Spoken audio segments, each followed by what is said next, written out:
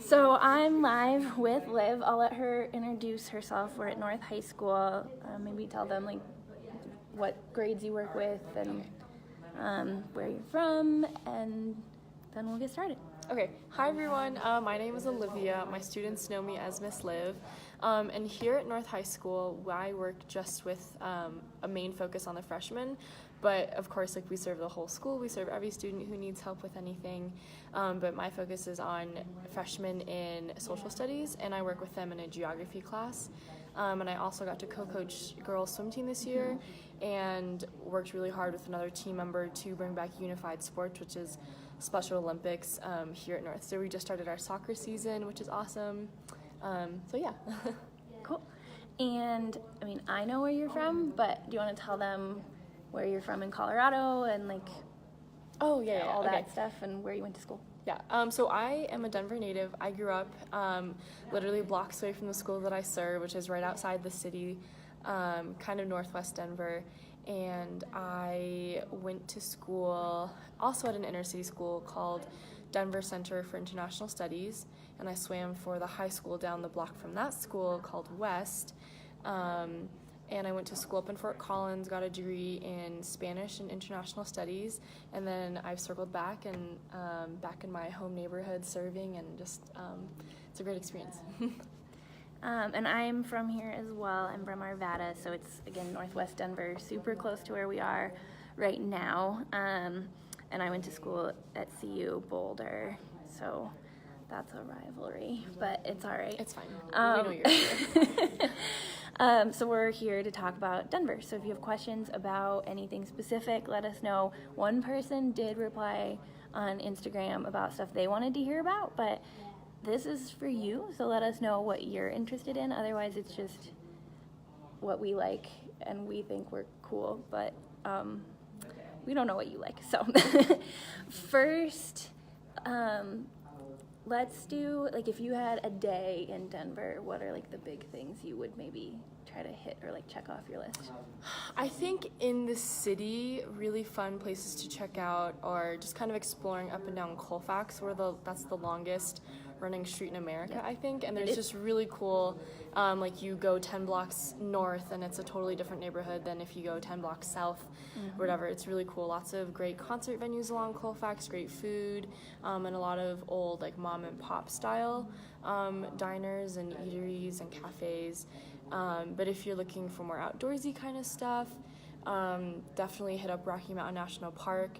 It's like an hour and a half away from Denver, and the park has like hundreds of trails, super easy beginner stuff, intermediate, and then really challenging mountains that you can hike. Another place in Denver that I really like to go to is like the Ballpark District, or we call it Lodo, so like lower downtown. Some cool underground music and bar places to check out, and the Art District on Santa Fe is awesome. Some really cool independent theaters that show independent documentaries and that kind of stuff, kind of more underground indie, which is really cool. Lots of good thrift shopping. I love a good thrift shop day, like Buffalo Broadway. Exchange. Yeah, South Broadway is really awesome. And I think there's something for everybody here. Or if it's not in the city, it's like 20 minutes away, an hour away. And you brought up Lodo and Colfax, and I saw you had your list too. I was going to talk about like theaters, like concert venues too, is something people ask about. So like Lodo, there's like the Marquee and Larimer Lounge are like much smaller. Yeah, and Cervantes. Cervantes. And then you mentioned Colfax, which is where like the bigger ones are. The Fillmore, Ogden, Bluebird. Yep.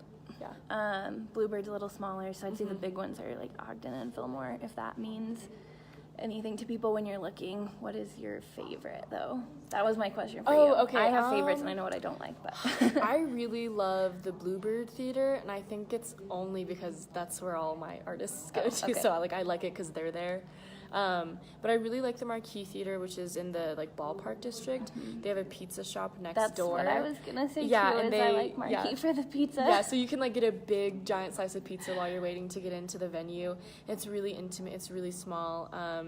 There's I don't know, maybe like 10 or 15 feet of space like from the stage, and then there's like a little upper area where you can drink.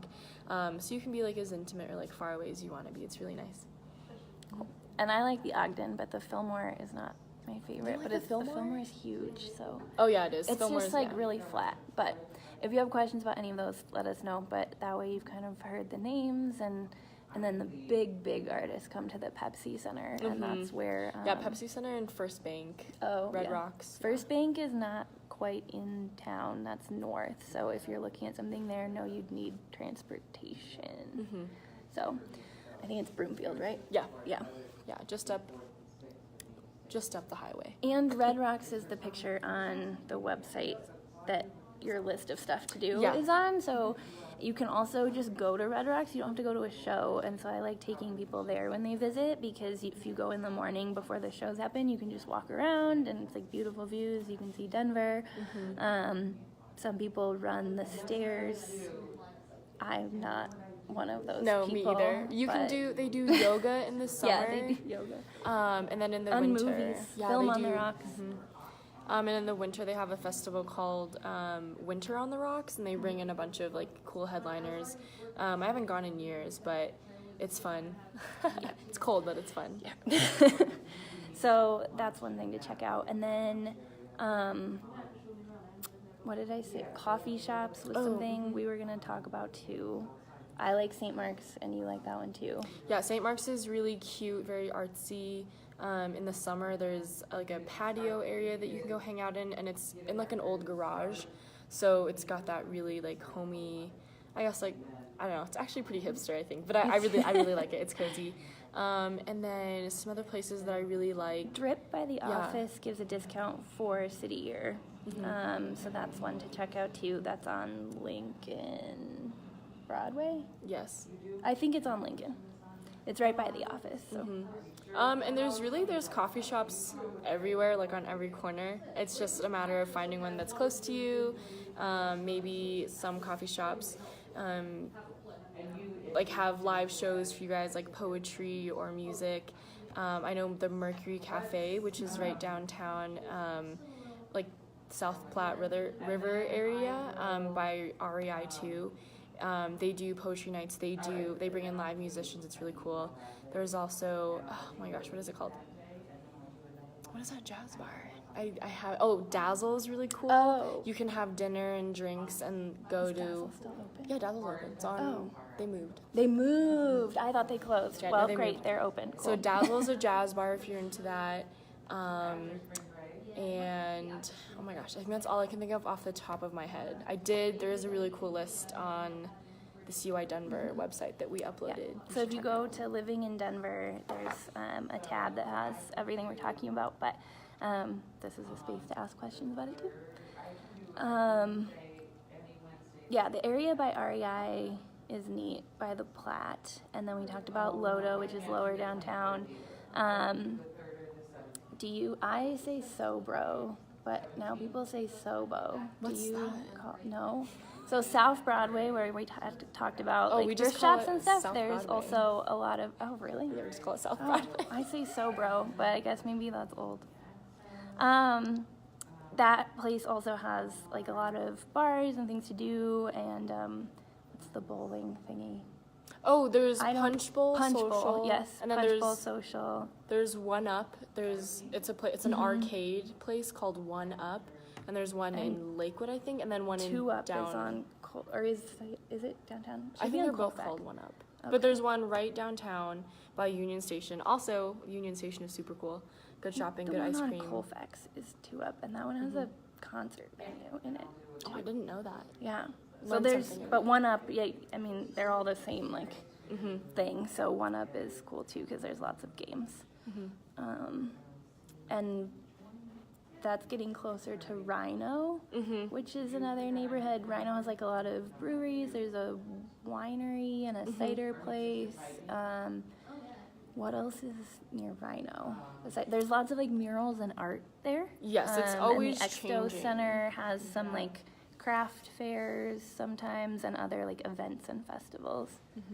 I know Rhino like rotates their artists who come and paint different murals. on different buildings. And then there's murals that just will never change or just won't change for a while, which is really cool. And then in the middle of Rhino is the Denver Central Market. And there's a Ties. This is why you're here. Yeah. There's a Ties, which is a bakery with really good bread and pastries. I'm forgetting the name of the ice cream shop. Really, whatever. Ice cream everywhere is good. There's a cute ice cream shop in there. An Italian restaurant. There's, I think, a little like seafood and deli market in there too. I don't think I've been, so yeah. And they have fresh fruit. It's awesome. I love it. Love it. Okay. Yeah. But it made me think of also Stanley Market That's what I was is thinking not of. in that neighborhood, but Stanley Market's in Stapleton, and that I would say it's still relatively new. And that's another cool like market with little local shops and local restaurants to check out, and that's more northeast. So Stanley Market, and then since I mentioned festivals for Rhino, that's probably a good time to talk about like cheap or free public events. So there are free days for museums. There's a lot of the art museum here we call the DAM, Denver Art Museum. I love the History Colorado Center, which is right there too. I think a lot of people think it sounds boring, but like I It's love awesome. it because It's so cool. it talks about like actual real history, and you can look it up. I won't get into that, but it's also super interactive, so it's really fun for kids and adults. It doesn't matter what age you are. You can like go down a mine shaft. Oh yeah. There's like a skiing thing. Yeah. There's a zombie. So yeah, History Colorado Center is cool. And then the Nature and Science Museum. And the Nature and Science Museum is near City Park, and it's part of the zoo, City Park and Botanical Gardens, and so they have like their own free days.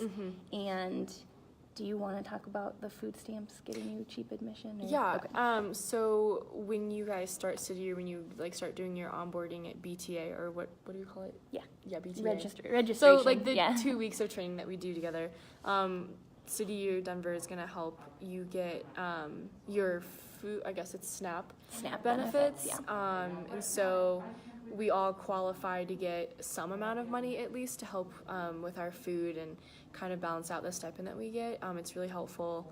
And you get dollar admission to some really cool places. I know that the Botanic Gardens is $1 admission, Museum of Nature and Science, the Art Museum, and I think some of the other art museums too. They're not all listed on the website. Honestly, like if you just say, hey, like, do you have an EBT discount?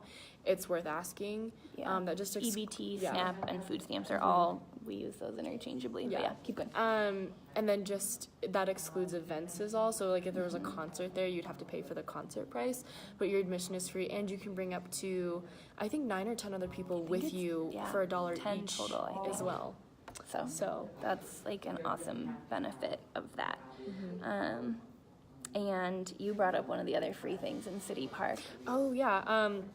I might change next year. I don't know if it's been the same weeknight day, but at City Park, it's usually like Wednesday or Thursdays. They do jazz in the park, and so kids can come and just kind of play.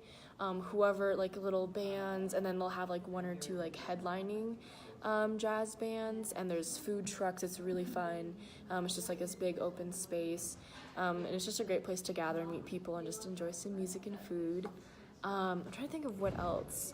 Oh, and then down in Civic Center Park, by where the Capitol is and kind of by our office, in the summer, which like you'll be coming in towards like the end of that season, they also do food truck Tuesdays, which is really Civic cool. Center Eats on Tuesdays Yeah. is there, and so there's like tons of food trucks, and I think that goes through like August, but it starts in June. I think even September. It Oh goes really? It goes pretty okay. late. Then they can check that out. So that's good. Yeah. And they probably won't be here, but like Pride happens in Civic Center Park. That's where the Women's March was. That's in the winter. That's where John Hickenlooper is doing his presidential event. Yeah. And there's also in the fall, like an Indigenous Peoples Day that happens in Civic Center. So that's a big place for events. If you keep an eye out for that, those are usually free, and you can go check those out too.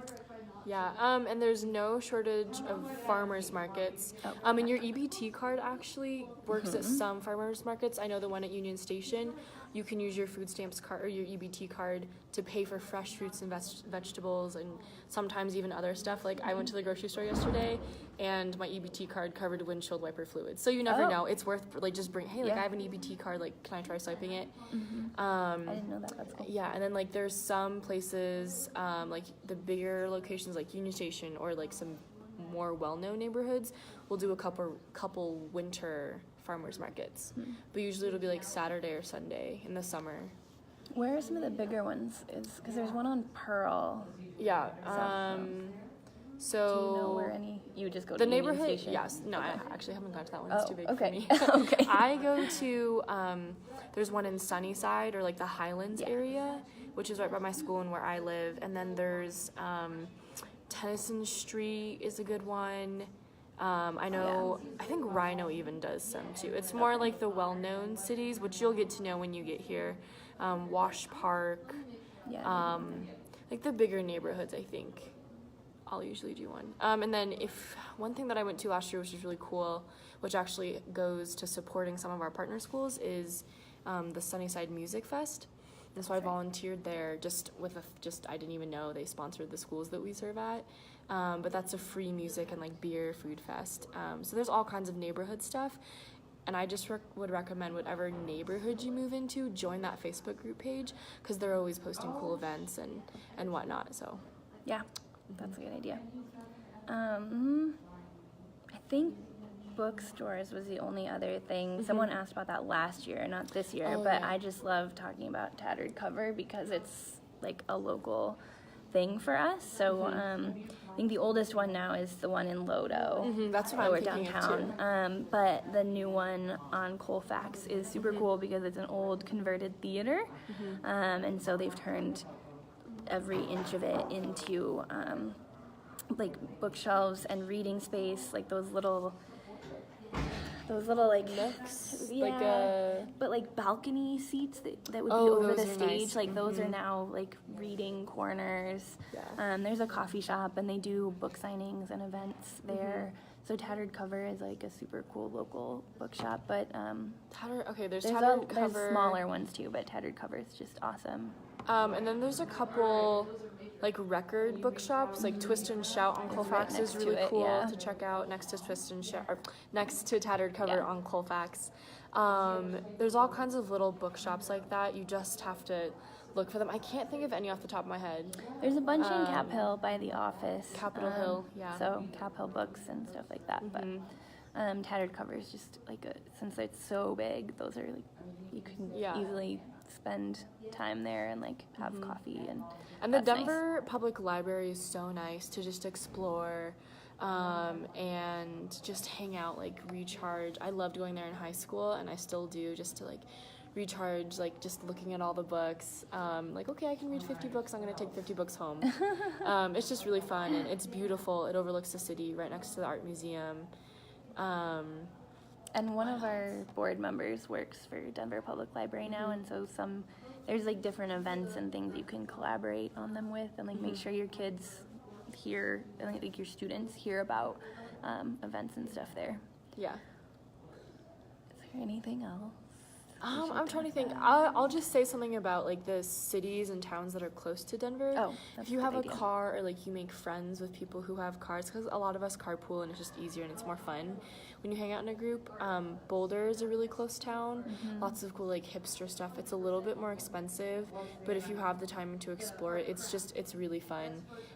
There's also an outdoor mall in the go city. to Pearl so Street. Pearl It's, like, Street. At least as a tourist, it's like good to go to Yeah. Pearl Street and Chautauqua, and I think those are on our list. Yeah, that Boulder, and then Fort Collins is really fun, and there's a couple. So Fort Collins is up north, closer, like if you're driving to Wyoming. Cool little college town. It's where, I went to school. It's awesome. I love it. And then the only other one I would say is like Colorado Springs is really cool. Yeah, I have the springs on my list because you can go to Manitou Springs outside of Colorado Springs. You can see Seven Falls. You can drive to the top of Pikes Peak. So it's a 14er, but you don't have to climb it. You can just drive to the top.